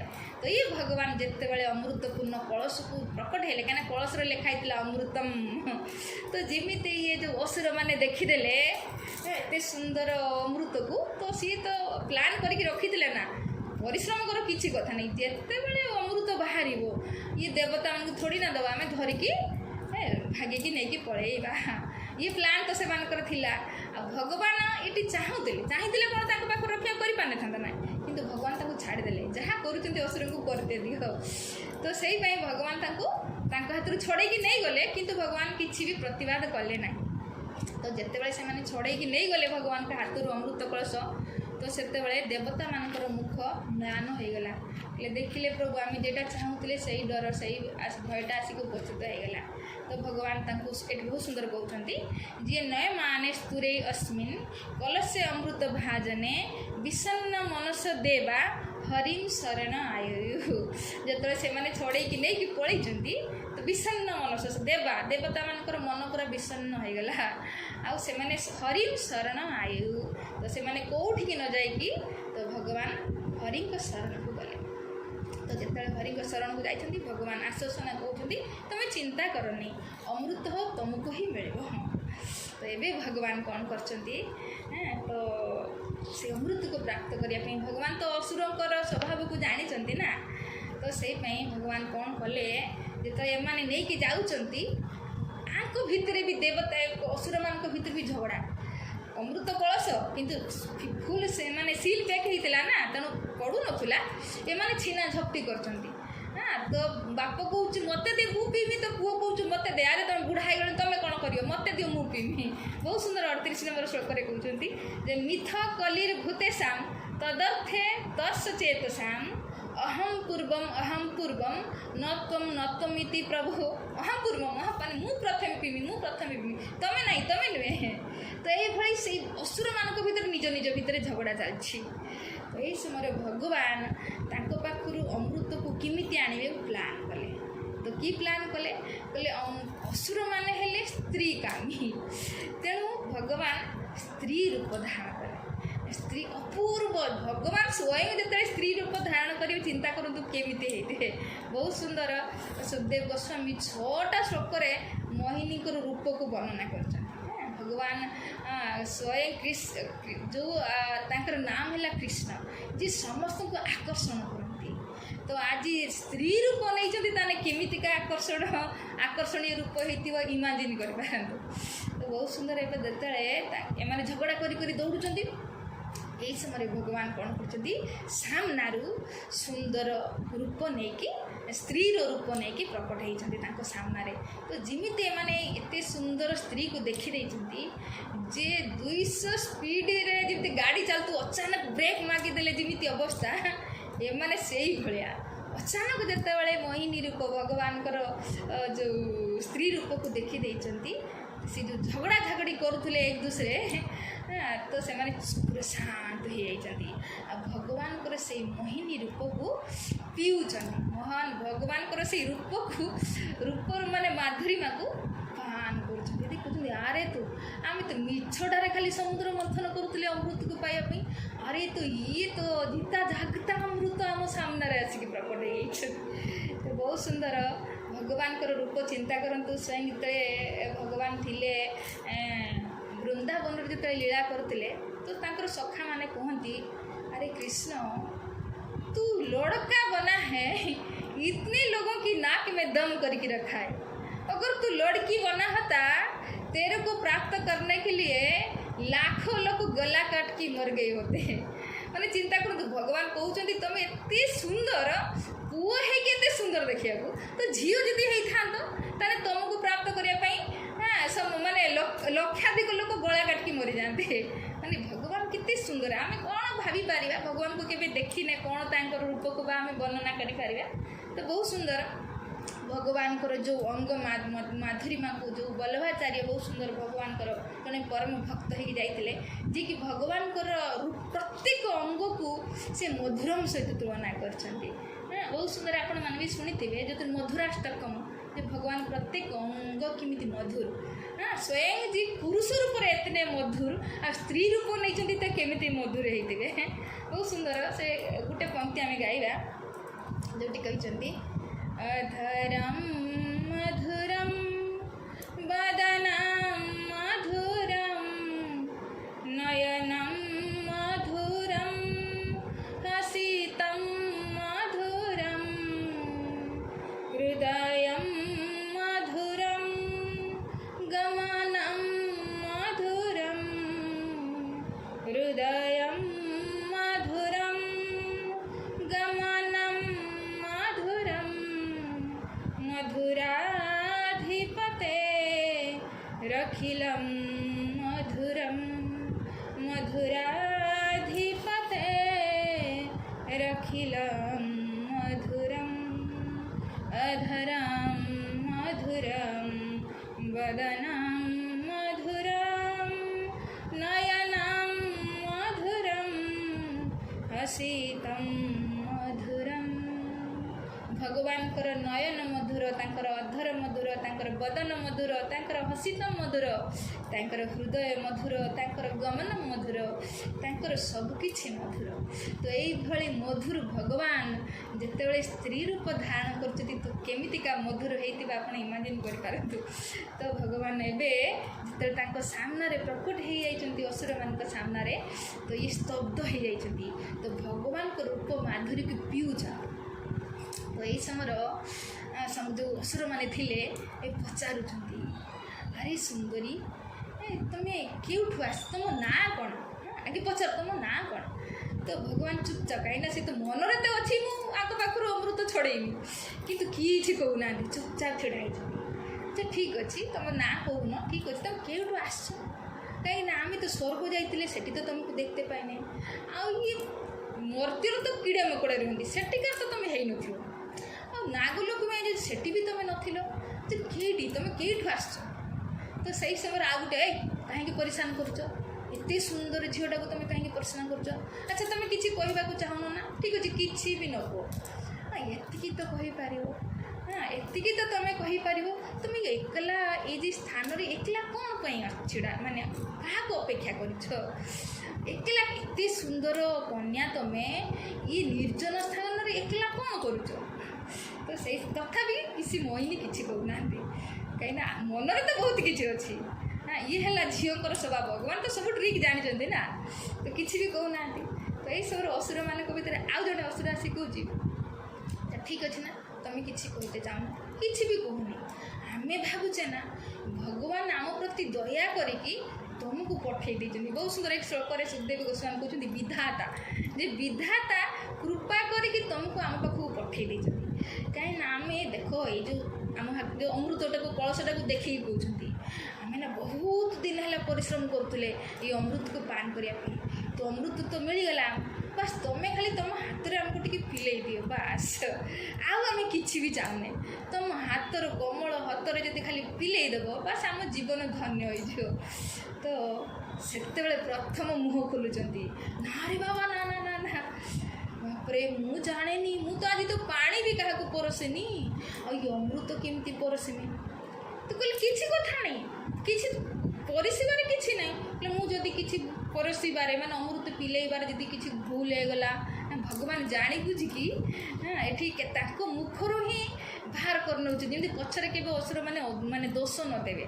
देख तु मुझे के माने पानी भी पिलेनी, तो आज यदि अमृत पिलेबी यदि किसी भूल होगला क्या बेसी मिलगला क्या कम मिलगला क्या मिलानी तो से मत दोष देवनी। बोले ना ना मैंने सी मोहिनी को रूप में एत मुग्ध हो जाते से भी कहते आमको न मिले भी चलो कहते भगवान कहीं पचर क्या दोष नदेवे ना कहीं से स्वयं मानिगले ठीक अच्छे किसी कथा नहीं न मिले भी चलो बस तुम तुम हाथ में आमको पिले दियो। तो सही समय भगवान कहते अरे मुझे तो शुणिली तुम्हें कौन एकला समुद्र मंथन कर एकला समुद्र मंथन करके अमृत को प्राप्त करदे कहीं भगवान मुखर बाहर कर ना ना ना आम एकला नुहे आम भाई मैंने भी थे तो से मिसिकी आम करते बोले तुम भाई मैंने तो कहीं देखा जाऊना ओहो से पछे पछे आस आम टे आगे पलि आसचे सी आम पछे पछे आस। अच्छा अच्छा तो फिर तुम एकला पीब बोले नहीं नहीं आमको भी दियो ताको भी दियो किसी असुविधा नहीं किसी कथा नहीं। बोले ठीक अच्छे से आसती माने भगवान मोहिनी को रूप में एमती मुग्ध हो जाते से कौन कर विचार भी करन। तो ये समय कहले जाओ मैंने डाकिकी नहीं आस, तो ता भर असुर भाई जाओ जाओ डाकिकी आन। तो जड़े असुर गला तो जमी देवता को सामने डाकुंट तो देवता जो भाविले अच्छा ये आम भगवान किसी कर्तुक अच्छी। तो सब आसिक पहुँची जाती तबे भगवान कहते किमिति मु प्लान कर असुर मानक जदि अमृतर गोटे टोपा भी मिलगला तो विष को माने कति विषधर सर्प को जमी अमृत मिलगले जमी से भाया हो तेणु एम गोटे टोपा भी मिलवा दरकार मिलवा कथा नहीं। तो यही प्लान करके भगवान कृष्ण कौन कहते ये समय देख ତୁମେ ଦେହରୁ ବାସ ଆସୁଛି, ତୁମେ ବୋଧେ ଗାଧେଇନ ଏତେ ଦିନ ହେଲା। ବହୁତ ସୁନ୍ଦର ଶବ୍ଦ ସେଇ ବର୍ଣ୍ଣନା କରୁଛନ୍ତି, ତୁମ ଦେହରୁ ବାସ ଆସୁଛି। କହିଲେ ହଁ ଆମେ ପରିଶ୍ରମ କରୁଥିଲେ ନା, ଗାଧେଇ ତ ମୌକା ଆଉ କେତେବେଳେ ମିଳିଛି। କହିଲେ ଯାଅ ସ୍ନାନ କରିକି ଆସ। ତ ସ୍ନାନ କରିକି ଆସିଛନ୍ତି, ଯେତେବେଳେ ଫେରି ଆସିଛନ୍ତି କହିଲେ ତୁମେ କ'ଣ ଛିଡ଼ା ହେଇକି ପିଇବା କଥା ନା, ଛିଡ଼ା ହେଇକି ତ ବେଲପୁରୀ ପାଣି ପୁରୀ ପିଅନ୍ତି, ଅମୃତ କ'ଣ ଛିଡ଼ା ହେଇକି ପିଇବ ନା। ତ ଗୋଟେ ବ୍ୟବସ୍ଥା କର ଯେଉଁଠି ସମସ୍ତେ ମାନେ ମିଶିକି ପିଇବ। ତେବେ ବହୁତ ସୁନ୍ଦର ମହଲର ବ୍ୟବସ୍ଥା କରିଛନ୍ତି। ଆଉ ଭଗବାନ ସମସ୍ତେ ଏକାଠି ହେଇଛନ୍ତି। ତ ଭଗବାନ କହିଲେ ଗୋଟେ ଅସୁରକୁ ଡାକି କହୁଛନ୍ତି ଶୁଣ ଶୁଣ। ତ ଯେମିତି ଯେ ଅସୁରକୁ ଭଗବାନ ମୋହିନୀ ଇସାରା କରିକି ଡାକିଛନ୍ତି, ସିଏ ତ ପୁରା ବେହାଲ। ଆରେ ମୋହିନୀ ମୋତେ ଡାକିଲା, ଆରେ ମୋ ଭାଗ୍ୟ ତ ଦେଖ, ରାତିରେ ଆଉ ନିଦ ହିଁ ହେବନି। ତ କହିଲେ ଦେଖ ଇଏ ଯେଉଁ ଦେବତାମାନେ ନା ଆକୁ ସାଇଡ଼୍ କରିଦିଅ, କାହିଁକି ନା ମିଶିକି ରହିଗଲେ ମୁଁ ଜାଣିପାରିବିନି ନା ଦେବତା କିଏ ଅସୁର କିଏ, ତେଣୁ ତ ସେମାନଙ୍କୁ ତୁମେ ସାଇଡ଼୍ କରିଦିଅ। ମୁଁ ତୁମକୁ ନା ପୁରା ଏଇ ଯେଉଁ ଅମୃତର ଯେଉଁ ଉପରେ ଉପରେ ଉପରେ କ'ଣ ପାଣି ଥାଏ ନା, ତଳ ତଳକା ଗାଢ଼ା। ଇଏ ଅସୁରମାନେ ତ ଜାଣିନି ତ ଅମୃତ ଉପର ହଉ ତଳ ହଉ, ଇଏ କ'ଣ ଛାଞ୍ଚ ହେଇଛି ନା, ଦହି ସରବତ ହେଇଛି ନା, ଉପରେ ଉପରେ ପତଳା ହେଇଛି ତଳେ ତଳେ ଗାଢ଼ା। ତ ଭଗବାନ ତାଙ୍କୁ ମାନେ ଠକେଇବା ପାଇଁ କି ସୁନ୍ଦର ବ୍ୟବସ୍ଥା କରୁଛନ୍ତି। ଉପର ଉପରେ ଯେଉଁ ପତଳା ହିସା ନା ମୁଁ ଦେବତାମାନଙ୍କୁ ଆଗେ ପିଲେଇ ଦେମି ଭଗେଇଦେମି, ତାପରେ ଯେ ଗାଢ଼ା ଗେଢ଼ା ହିସା ନା ମୁଁ ତୁମକୁ ପୁରା ଆରାମସେ ପିଲେଇମି। ହଁ ହଁ ମୋହିନୀ ତୁମେ ଯାହା କରିବ କିଛି କଥା ନାହିଁ। ତେବେ ଏ ଦେବତାମାନେ ସାଇଡ଼୍ ହେଇଯାଉ। ତ ଦେବତାମାନେ ପୁରା ଅଲଗା ସାଇଡ଼୍ ହେଇଛନ୍ତି, ଆଉ ଅସୁରମାନେ ଗୋଟେ ସାଇଡ଼୍ ହେଇଯାଇଛନ୍ତି। ତ ଏହି ସମୟରେ କ'ଣ କରୁଛନ୍ତି ଭଗବାନ ପୁରା ସୁନ୍ଦର ଆରାମସେ ଦେବତାମାନଙ୍କୁ ପିଲାଉଛନ୍ତି। ତ ପିଲାଉଛନ୍ତି ଚାଲିଛନ୍ତି ବହୁତ ସମୟ ହେଇଗଲା। ଇଏ ଯେଉଁ ଅସୁରମାନଙ୍କ ଭିତରେ କିଛି କିଛି ଅଛନ୍ତି ନା, ଆରେ ଇଏ ତ କ'ଣ ସବୁ ପିଲେଇକି ସାରିଦେବ ବୋଧେ, ଆମକୁ ତ କିଛି ମିଳିବନି ବୋଧେ। କିନ୍ତୁ ତ ବାଧା କରୁଛନ୍ତି କିଛି କହିବେନି, ନହେଲେ ମୋହିନୀ ନାରାଜ ହେଇଯିବ। ତ ସେଇପାଇଁ ଏ ଡରରେ ବି କିଛି କହିପାରୁନାହାନ୍ତି, କିନ୍ତୁ ମନରେ ଇଏ ଭାବୁଛି ବୋଧେ ସବୁ ସାରିଦେବ। ଏଇ ଭିତରେ ଗୋଟେ ରାହୁ ବୋଲି ଗୋଟେ ମାନେ ଅସୁର ଥିଲା, ସିଏ ଜାଣିପାରିଲା ବୋଲି କିଛି ଗୋଟେ ତ କାରସାଦି ଚାଲିଛି ଆ ଭିତରେ। ତ ସେଇପାଇଁ ସିଏ ଭେଷ ବଦଳିକି ଯାଇକି ସୂର୍ଯ୍ୟ ଚନ୍ଦ୍ର ମଝିରେ ବସିଗଲା। ତ ଭଗବାନ ତ ପିଲେଇ ଚାଲିଛନ୍ତି। ତ ସେଇ ସମୟରେ କ'ଣ କରିଛନ୍ତି, ସେ ରାହୁକି ବି ପିଏଇ ଦେଇଛନ୍ତି। ତ ସେଇ ଯେଉଁ ସାଇଡ଼୍ର ଯେଉଁ ସୂର୍ଯ୍ୟ ଆଉ ଚନ୍ଦ୍ର ବସିଥିଲେ, କହିଲେ ପ୍ରଭୁ ଆରେ ଇଏ ଅସୁର। ତ ଯେ ଏତିକି ଯେମିତି କହିଦେଇଛନ୍ତି, ସାଙ୍ଗେ ସାଙ୍ଗେ ଭଗବାନ ଚକ୍ରକୁ ଡାକି ଦେଇଛନ୍ତି, ଆଉ ସେ ରାହୁର ଗଳାକୁ କାଟି ଦେଇଛନ୍ତି। ତ କିନ୍ତୁ ଯେହେତୁ ସିଏ ଅମୃତକୁ ପାନ କରିଦେଇଥିଲେ, ଗଳାକୁ ବାହାରି ନଥିଲା, ସେଇପାଇଁ ତା ଧଡ଼ଟା ଯେଉଁ ମାନେ ମରିଗଲା, କିନ୍ତୁ ଯେଉଁ ମୁଣ୍ଡଟା ସେ ଯେହେତୁ ଅମୃତ ଟଚ୍ ହେଇଯାଇଥିଲା, ସେଇପାଇଁ ମୁଣ୍ଡଟା ଜିନ୍ଦା ରହିଲା। କହୁଛନ୍ତି ଆଜି ବି ତାଙ୍କ ସେଇ ଯେ ରାହୁ ପାଇଁ ସୂର୍ଯ୍ୟ ଆଉ ଚନ୍ଦ୍ର ଶତ୍ରୁ। ସେଇପାଇଁ ସିଏ ଯେତେବେଳେ ଆମେ କହୁ ନା ସୂର୍ଯ୍ୟଗ୍ରହଣ ଚନ୍ଦ୍ରଗ୍ରହଣ ହୁଏ, ତ ଇଏ ଯେତେବେଳେ ତାଙ୍କ ଦିଶାରେ ଆସିଯାଏ, ତ ସୂର୍ଯ୍ୟକୁ ଯେତେବେଳେ ଗିଳି ପକାନ୍ତି, କିନ୍ତୁ ଯେହେତୁ ତାର ତ ଧଡ଼ ନାହିଁ ନା, ସେ ଏପଟେ ଗିଳନ୍ତି ସେପଟେ ବାହାରିଯାଏ। ତ ସେଇଟାକୁ ଆମେ ଚନ୍ଦ୍ରଗ୍ରହଣ ବା ସୂର୍ଯ୍ୟଗ୍ରହଣ ବୋଲି କହୁ। ତ ଇଏ ଥିଲା ଅମୃତ ପାନ ଭଗବାନ କାହାକୁ ଦେଲେ ନା ଅସୁରମାନଙ୍କୁ ଦେଲେ ନାହିଁ, ଦେବତାମାନଙ୍କୁ ଦେଲେ। ତ ମୋହିନୀ ରୂପ ନେଇକି ମୋହିନୀ ଭଗବାନ ଯେଉଁ ଆମର ଅବତାର ଚାଲିଛି, ଆମେ ଏଇ ସମୁଦ୍ର ମନ୍ଥନ ଲୀଳାରେ ଆମେ ଅବତାର ଶୁଣିଲେ। ପ୍ରଥମେ ହେଲେ କଚ୍ଛପ, ଦ୍ୱିତୀୟରେ ଥିଲେ ଅଜିତ ଯେଉଁ ଉପରେ ରହିକି କ'ଣଟି ଯେଉଁ ମନ୍ଦ୍ରାଚଳ ପାହାଡ଼କୁ ଦବେଇକି ରଖିଥିଲେ, ତୃତୀୟରେ ଧନ୍ୱନ୍ତରୀ ଭଗବାନ ଯେ ଅମୃତକୁ କଳସକୁ ବାହାରକୁ ନେଇକି ଆସିଲେ, ଆଉ ଚତୁର୍ଥରେ ମୋହିନୀ ଅବତାର। ଏ ଚାରିଟା ଅବତାର ଗୋଟେ ଲୀଳାରେ ଆମେ ଶ୍ରବଣ କଲେ। ତ ମୋହିନୀ ଅବତାର ହେଇକି ଦେବତାମାନଙ୍କୁ ତ ଅମୃତ ଦେଲେ, କିନ୍ତୁ ଅସୁରମାନଙ୍କୁ ଦେଲେନି।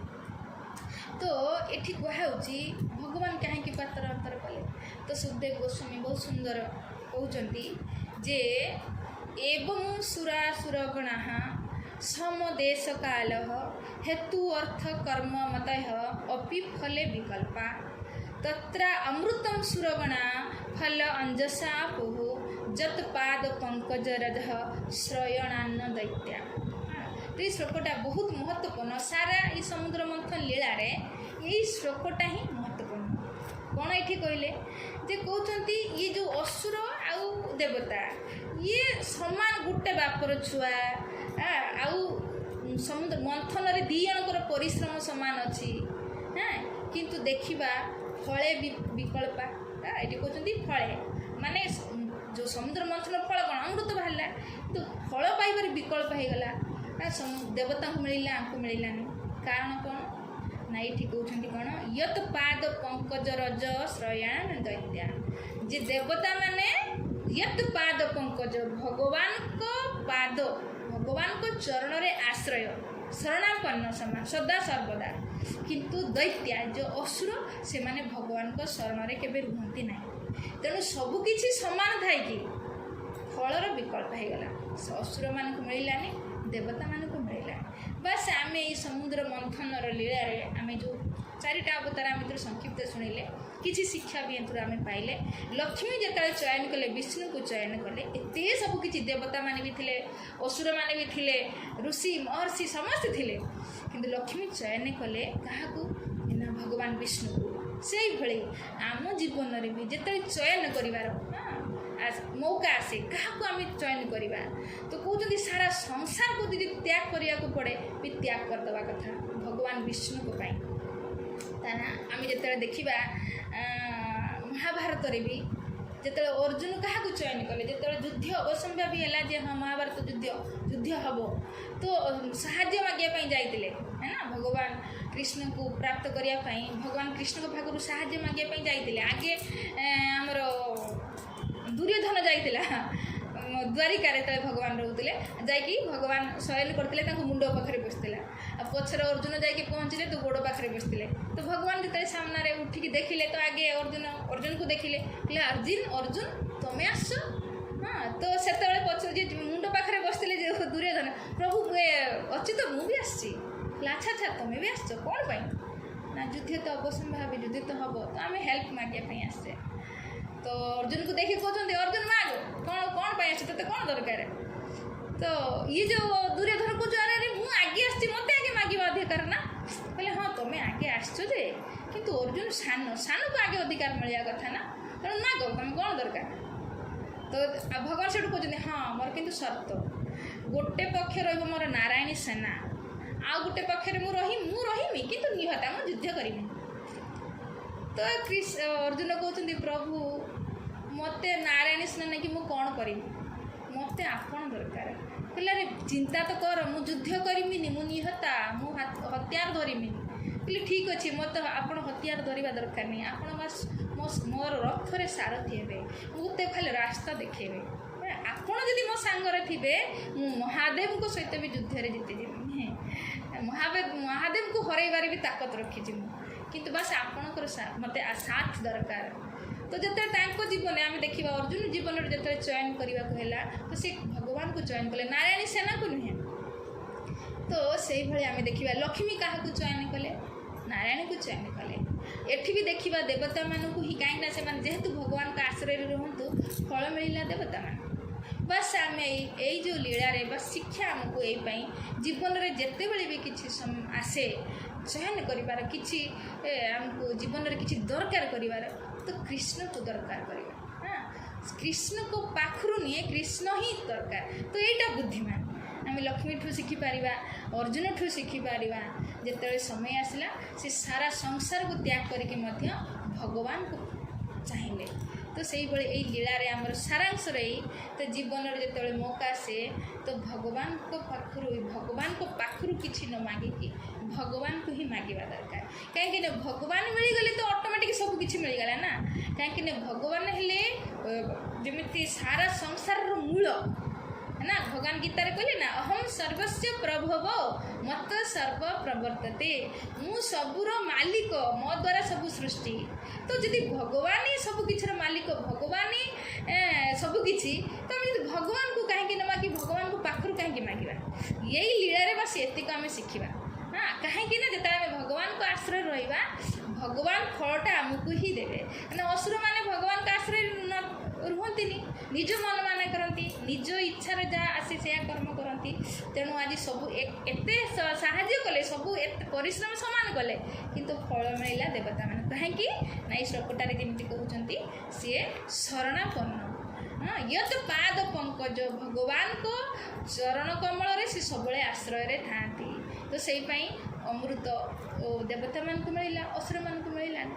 ତେଣୁ ଯେତେବେଳେ ବି ଆମେ ବି ଭଗବାନଙ୍କ ଶରଣରେ ଯଦି ରହିବା, ନିଶ୍ଚୟ ଆମେ ସବୁକିଛି, ସାରା ସଂସାରର କହନ୍ତି ନା ଆମର କଦମ ଚୁମିବ, କଦମ ଚୁମିବ କହନ୍ତି ନା, जदि आम भगवान को आश्रय रहा तो सब फल आमको ही मिल भगवान को बाद देकी जदि आम असुर प्रवृत्ति कर्म करवा निज मन माना करवा तो फल केबे भी मिलबनी भगवान से देवता मानक देदेवे देवता भाया गुण जहाँ पाखे मनुष्य मान पाखे ही सब मिल तो ठीक से आम लीलारे बस एतिक आम शिखा तो जीवन में जदि के चूज करवा माने चयन करार आसे कथा आसे से भगवान को चयन करवा दरकार बस एतिक यही लीलाटारे आम शिखा दरकार कहीं गीता कही सारा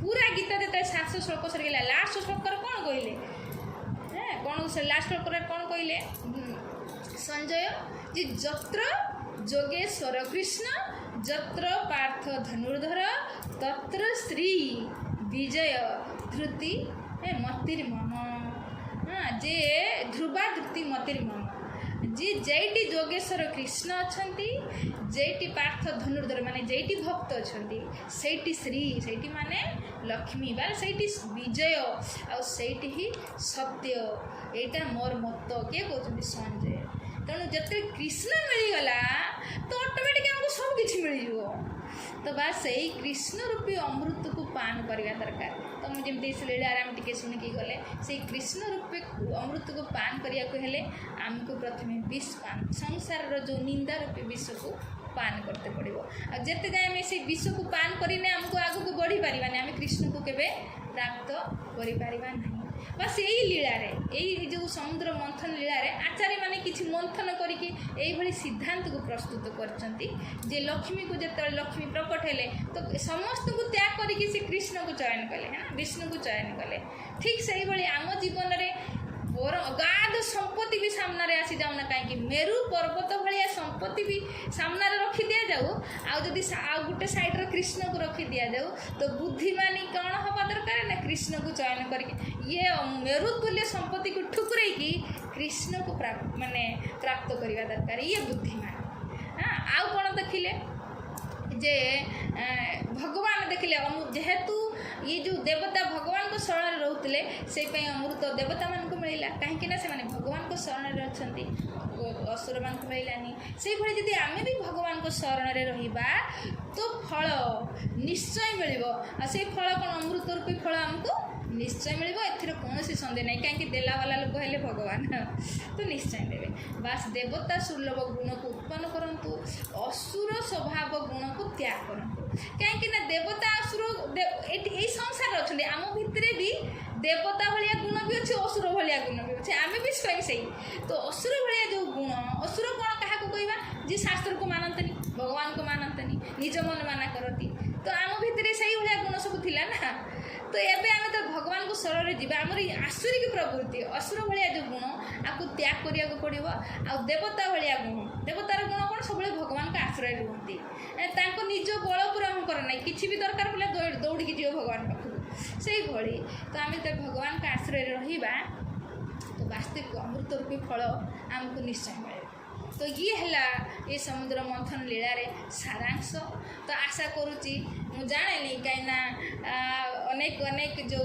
प्रवक्ता अच्छा यही मंथन विषय बहुत सुंदर से मैंने आलोचना करती मुझे यथागति जमी आसी जस्ट आपण पाखे सेयार कली तो आसंता जो अवतार आसब भगवान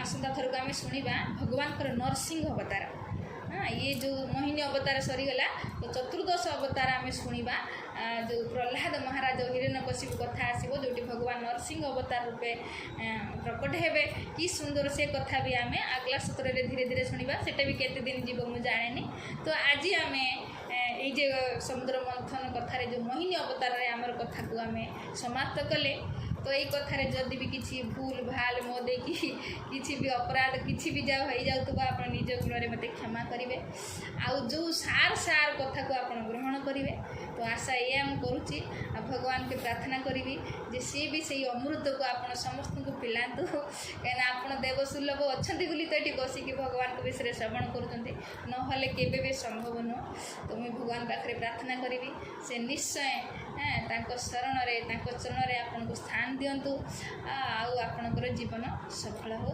ତ ଆଜିର ଏଇ ସମୁଦ୍ର ମନ୍ଥନ କଥାକୁ ମୁଁ ଏଇଠି ରଖୁଛି। ତ କ୍ଷମା କରିବେ ମୋ ଦେଖି ଯଦି କିଛି ଭୁଲ ହେଇଯାଇଥିବ। ଆଉ ଯଦି କିଛି ଆରି ଭିତରେ ପ୍ରଶ୍ନ ଥାଏ କିଛି ବି, କାହିଁକିନା ଆମେ ପ୍ରଶ୍ନ ଉତ୍ତର କେବେ ନେଇପାରୁନା, ତ ଆଉ ଯଦି କିଛି ସମୟ ଅଛି ତ ଆପଣ ମନରେ ଯଦି କିଛି ବି ଆ ଭିତରେ ନେଇକି ପ୍ରଶ୍ନ ଥାଇପାରେ, ଆମେ କିଛି ସମୟ ପ୍ରଶ୍ନ ଉତ୍ତର ନେବା। ତ ମୁଁ ଆଜି କଥାକୁ ଏଇଠି ରଖୁଛି।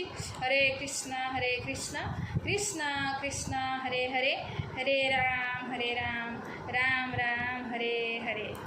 ହରେ କୃଷ୍ଣ। ଯାଅ ଆଜି ମାଧୁର୍ଯ୍ୟ ଯାଅ ସମୁଦ୍ର ମନ୍ଥନ ନେଇକି ଆମକୁ ବି ମନ୍ଥନ କରିକିରି ସେସବୁ ଯେଉଁ ଅନୁଚିନ୍ତା ଦେଲେ, ଆଜିର ଅନୁଚିନ୍ତା ଭଳିଆ ଦେଲେ, ସେ ଦେବତା ସୁଲଭ ଗୁଣକୁ ଗ୍ରହଣ କର ଆଉ ଅସୁର ଗୁଣକୁ ତ୍ୟାଗ କର।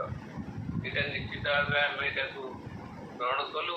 ଆମେ ସେ ଚେଷ୍ଟାରେ ଅଛୁ ଯେମିତି ଆମେ ବି ସେ ଅସୁର ଗୁଣ ତ୍ୟାଗ କରି ଭଗବାନ ବା ଦେବତାଙ୍କର ଗୁଣକୁ ଆମେ ଯେମିତି ଆପଣେଇବା, ଏଇଟା ହେଲା ଆମର ବି ଆକାଂକ୍ଷା।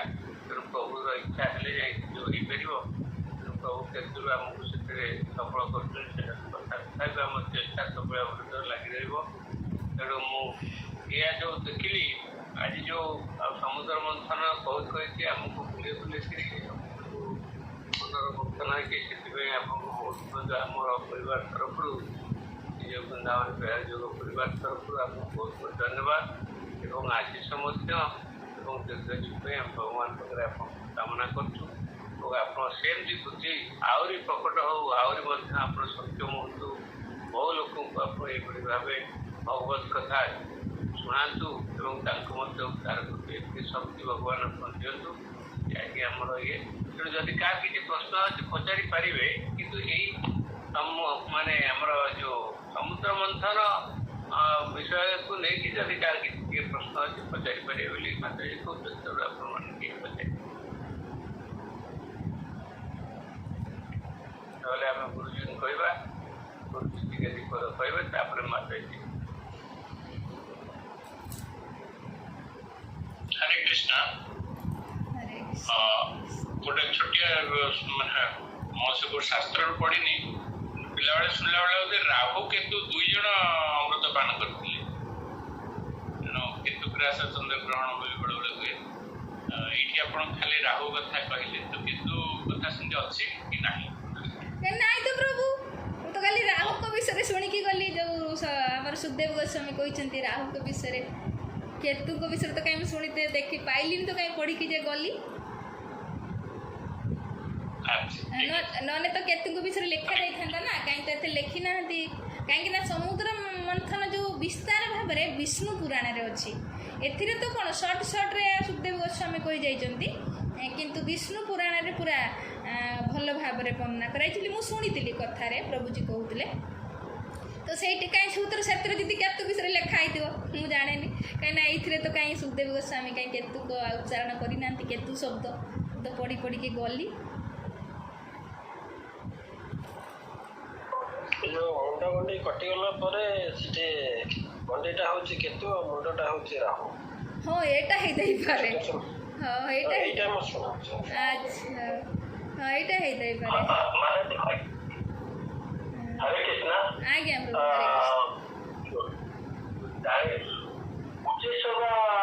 ଘୋଡ଼ା ତ ଇନ୍ଦ୍ର ପାଖରେ ଥିଲା, ସେ ଅଶୋକଙ୍କୁ କେମିତି ମିଳିଲା? ଇନ୍ଦ୍ର ପାଖକୁ କେମିତି ଆଇଲା? ନା ପ୍ରଭୁ, ନା ଏଇ ଯେ ଉଚ୍ଚଶ୍ରବା ଘୋଡ଼ା ପୁରା ବଳି ମହାରାଜ ନେଲେ, ଆଉ ଐରାବତ ହାତୀକୁ ଦିଆଗଲା ଇନ୍ଦ୍ରକୁ। ହାତୀଟା ଯେଉଁ ବାହାରିଲା ତା ନାଁ ଥିଲା ଐରାବତ। ତ ସିଏ ହାତୀକୁ ଦିଆଗଲା, ଇନ୍ଦ୍ର ନେଲା। ଆଉ ଉଚ୍ଚଶ୍ରବା ଘୋଡ଼ା ଯେ ବାହାରିଲା ତା ନାଁ ହେଲା ଉଚ୍ଚଶ୍ରବା, যেটা ভগবান অসুরକୁ ଦେଲେ। ଆଉ ଅସୁରର ରାଜା ଥିଲେ ବଳି ମହାରାଜ, ତ ବଳି ମହାରାଜକୁ ଦେଲେ ହେଉଛି ଉଚ୍ଚଶ୍ରବା ଘୋଡ଼ା ହେଲା।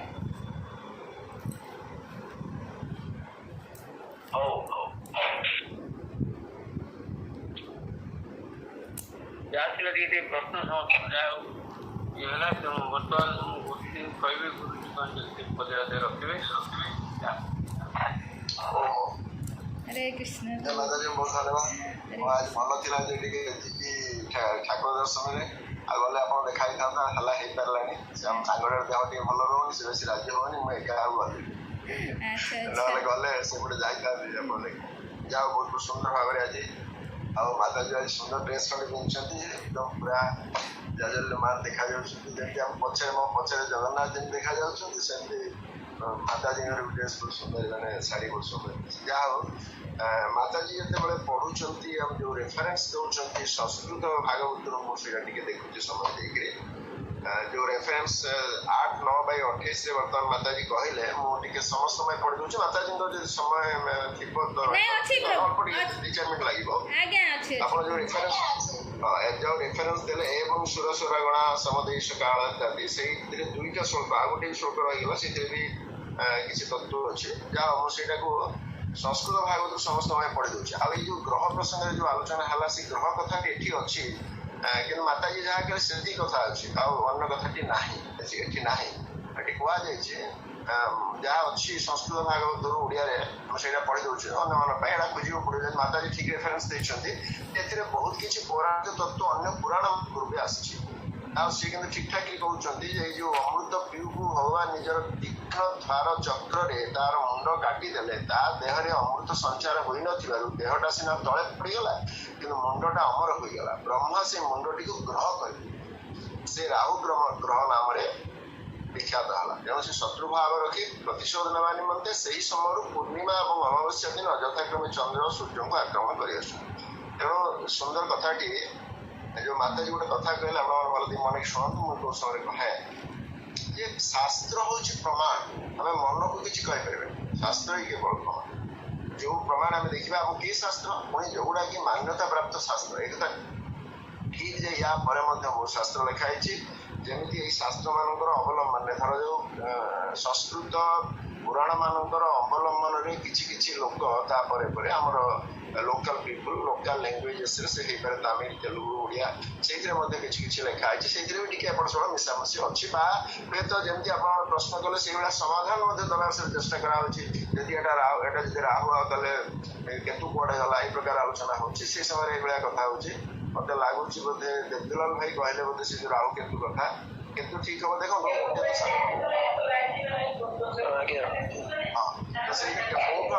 ଶୁଣନ୍ତୁ ମୁଁ କହିଲେ ସୋର୍ସଟା ଖୋଜିବୁ ଖାଲି ଆପଣ ଠିକ ଅନୁମାନ କର ଅନୁମାନ ଗୋଟେ କଲେ କିଛି ଭୁଲ ହେଇନି କିନ୍ତୁ ଯଦି ଆପଣ ଅନୁମାନରେ ଗୋଟେ ସାଧାରଣ ଲଜିକ ହଉଛି ରାହୁଟା ଜୀବିତ ଅଛି ସବୁବେଳେ କାହିଁକିନା ଘଟିଟା ତ ମରିଗଲା ନା ସେ ତ ଅମୃତ ପିନ୍ ନା ମାତାଜୀ ଅନୁସାରେ ଠିକ ଅଛି ଆମେ ଦେଖିବା ଆପଣ ମାନେ ଭାବନ୍ତୁ କିଛି ଭାବିବାରେ କିଛି ଅସୁବିଧା ନାହିଁ କିନ୍ତୁ ଆମକୁ ଷ୍ଟୁଡିଓ